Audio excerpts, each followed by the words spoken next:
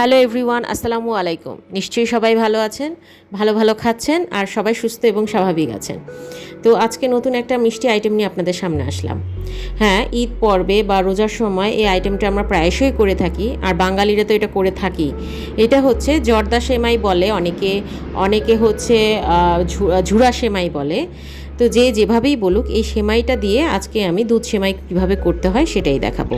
তো দুধ সেমাই করার জন্য এখানে আমি প্রথমে পাতিলে 2 কেজি দুধ নিয়েছি। 2 কেজি দুধটা জাল দিতে দিতে আমি এখানে 3টি এলাচ, 2টা তেজপাতা এবং একটা দারচিনি দিয়ে নিলাম।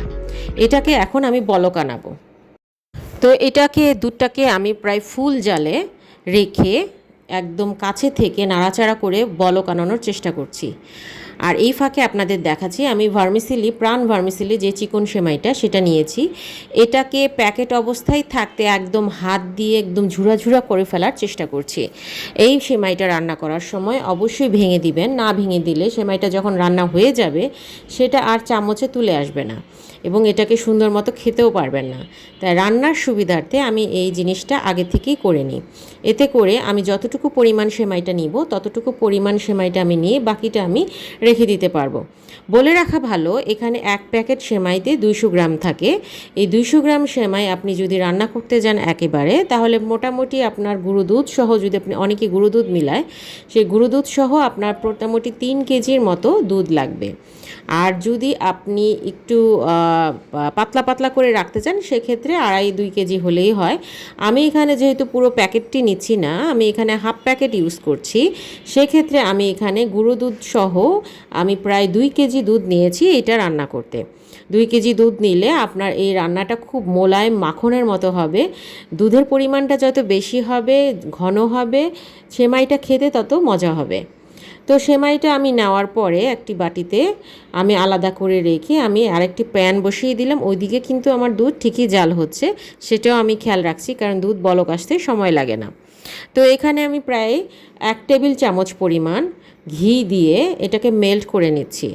এটা মেল্ট হয়ে গেলে আমি যে সেমাইটা ঝুরা করে রেখেছিলাম সেই সেমাইটা এখানে আমি দিয়ে হালকা ভেজে নেব। হ্যাঁ, এই পর্যায়ে আমার চুলার আঁচটা মিডিয়ামের থেকে একটু কম জাল রাখতে হবে। সেমাই যেহেতু এটা দেওয়ার সাথে সাথে না হলে পুড়ে যাবে। এটাকে আমি একদম লো আঁচে প্রায় 5 মিনিটের মতো ভেজে নেব।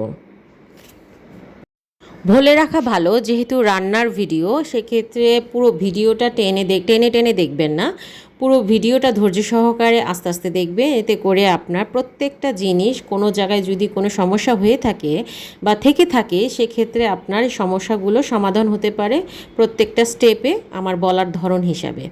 কারণ আমি এখানে প্রত্যেকটা স্টেপই বলে বলে দিচ্ছি। দেখুন, এখানে ভাজতে ভাজতে কিন্তু সেমাইয়ের কালারটা পরিবর্তন হয়ে এসেছে, একটু ব্রাউনিশ কালার হয়ে এসেছে। এর থেকে বেশি কালার করতে গেলে পুড়ে যাবে।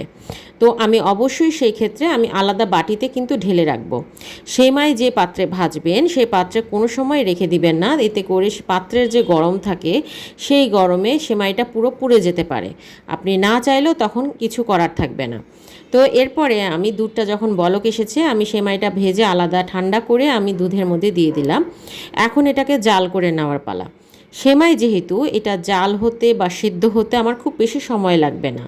এটা সেদ্ধ হতে আমি খুব বেশি হলে 5 থেকে 6 মিনিট আমি নাড়াচাড়া করে সেদ্ধ করে নেব। একটু নাড়াচাড়া করে দিলে সেমাইটা তলায় লেগে যায় না এবং দুধটা বলক আসার পরও তলায় লেগে যায় না। দেখুন, বলক চলে আসছে। বলক চলে আসার পরে আমি এখানে আমার প্রয়োজন অনুযায়ী চিনি দিয়ে দিলাম। বলে রাখা ভালো, চিনিটা আপনাদের স্বাদ অনুযায়ী দিবেন। আমি খুব বেশি চিনি প্রিফার করি না, খুব বেশি চিনি দিলে একদম মিষ্টি কটকটা হয়ে যায়।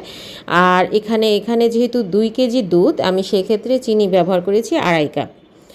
আপনারা 2 কাপও দিতে পারেন বা মিষ্টি বেশি খেলে 3 কাপও দিতে পারেন। আর হ্যাঁ, অবশ্যই বলে রাখা ভালো, এখানে আমার লিকুইড দুধ, যে বাজারে যে প্যাকেটজাত দুধ পাওয়া যায় বা বোতলের দুধ আপনারা যেটাই বলেন, সেই দুধ আমি এখানে নিয়েছি প্রায় 1.5 কেজি। আর হাফ কেজির দুধ আমি এখানে প্রায় 1 কাপের মতো গুঁড়ো দুধ দিয়ে বানিয়ে নিয়েছি।